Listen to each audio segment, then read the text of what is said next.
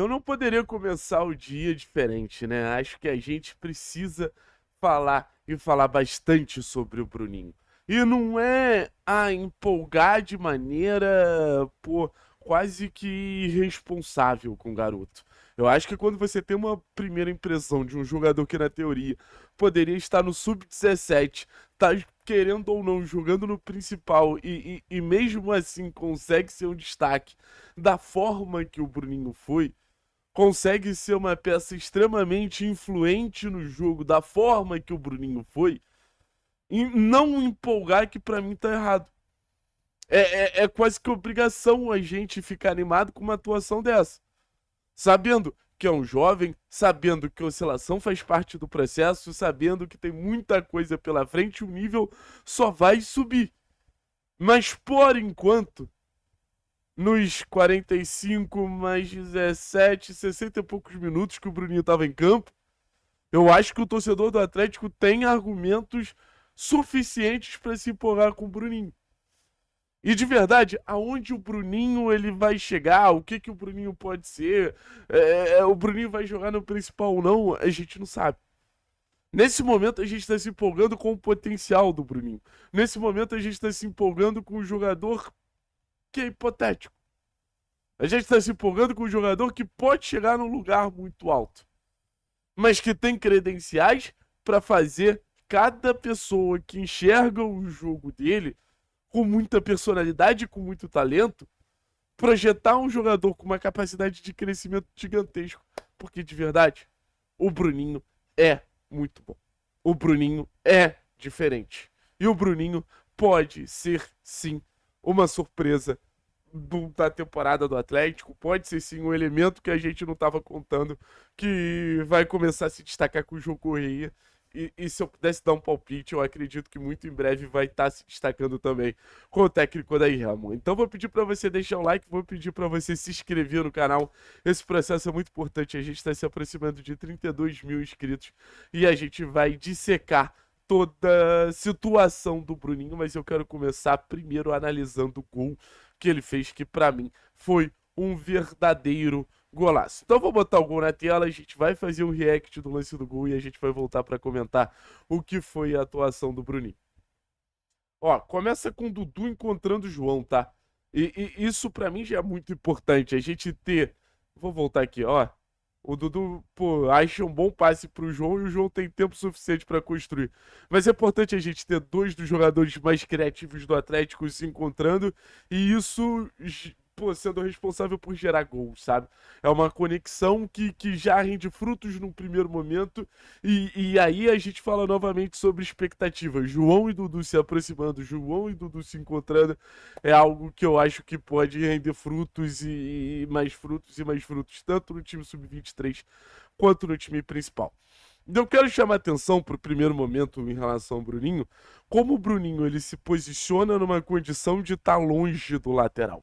O lateral ele sai para fechar o passe do João e ele permite que o Bruninho tenha tempo e espaço para dominar essa bola. O Bruninho domina a bola e já vai de encontro com o marcador. O Bruninho teria espaço para buscar o fundo, mas o Bruninho ele tem uma personalidade tão grande que ele fala: não, eu vou buscar o confronto direto com quem está me marcando. E aí você tem uma jogada de um típico ponta, né? Uma jogada que não necessariamente precisaria ser um contra um, vira uma jogada de um típico ponta. Ó, a velocidade. Cara, isso aqui é sacanagem.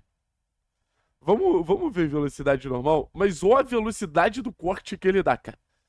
Ó, assim, vou repassar aqui pra vocês porque é muito impressionante pra mim. Cara, ele finge que vai pra um lado, o marcador dá o corpo, ele ganha o espaço pra bater a partir do movimento que ele faz, e aqui todo mundo tá imaginando o quê? Que ele vai bater nesse canto. E essa imprevisibilidade do Bruninho é muito legal. Todo imagina que ele vai dar uma chapada. E ele vira o pé quando o goleiro já tá no movimento. Então pro goleiro não tem mais o que fazer. O goleiro já foi. E a bola acaba entrando. Então, assim, muitos elementos no gol e ajuda a contar um pouquinho a história do que foi essa estreia no time principal do Bruninho, né? E acho que o primeiro ponto pra gente trazer pro debate é como o Bruninho ele conseguiu ser influente. A gente poderia estar aqui falando do gol, a gente poderia estar falando de outros lances que o Bruninho conseguiu gerar um perigo pro time adversário, mas para mim é muito importante a gente ver o Bruninho criando, finalizando, mas é muito importante ver ele recompondo, ele ganhando dividida, ele pressionando, ele participando do jogo, potencializando quem estava do lado dele. Em muitos momentos o Gilberto ultrapassou e foi a partir das interações com o Bruninho que ele conseguiu fazer boas jogadas. Então acho que o Bruninho ele demonstrou uma maturidade muito grande de ser um jogador que, beleza, vai ser um protagonista que vai chamar atenção por tanto talento que ele entrega para o jogo. Mas ele também vai ser um protagonista porque ele facilita quem tá ao redor dele. Ele também vai ser um protagonista porque ele joga pro time, porque ele joga pro coletivo. E é muito difícil você ver um garoto com o talento do Bruninho, com a projeção do Bruninho, se destacar por essa questão mais coletiva, mais pô, visando o próximo do que o do próprio jogo dele.